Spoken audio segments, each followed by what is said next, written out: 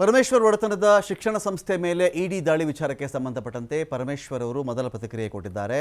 ಇಡಿ ಅಧಿಕಾರಿಗಳಿಗೆ ಯಾವೆಲ್ಲ ಮಾಹಿತಿ ಬೇಕೋ ಅವರೇನು ತನಿಖೆ ಮಾಡ್ತಾ ಇದ್ದಾರೋ ಪೂರ್ತಿ ಸಹಕಾರ ನಾನು ಕೊಟ್ಟಿದ್ದೀನಿ. ಇಡಿ ದಾಳಿ ಉದ್ದೇಶ ನನಗಂತೂ ಗೊತ್ತಿಲ್ಲಪ್ಪ. ಇಡಿ ದಾಳಿ ಯಾಕೆ ಮಾಡಿದ್ದಾರೆ ನನಗೆ ಆ ಉದ್ದೇಶ ಗೊತ್ತಿಲ್ಲ.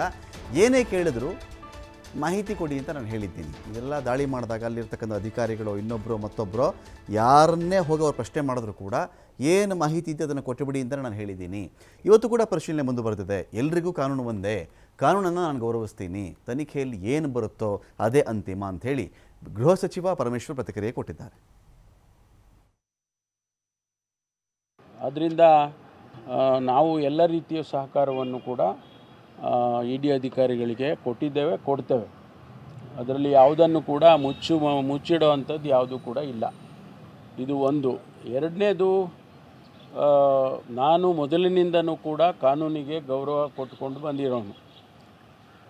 ಕಾನೂನಿಗೆ, ಈ ದೇಶದ ಕಾನೂನು ಎಲ್ಲರಿಗೂ ಒಂದೇ ಕಾನೂನು, ಬೇರೆ ಬೇರೆಯವರಿಗೆ ಬೇರೆ ಬೇರೆ ಕಾನೂನಿಲ್ಲ. ದೊಡ್ಡವ್ರಿಗೊಂದು ಕಾನೂನು, ಸಣ್ಣವರಿಗೊಂದು ಕಾನೂನು, ಆ ರೀತಿ ಕಾನೂನು ಮಾಡಿಲ್ಲ. ಎಲ್ಲರಿಗೂ ಕೂಡ ಕಾನೂನು ಒಂದೇ. ಆ ಕಾನೂನನ್ನು ಗೌರವಿಸ್ತಕ್ಕಂಥವನು ನಾನು.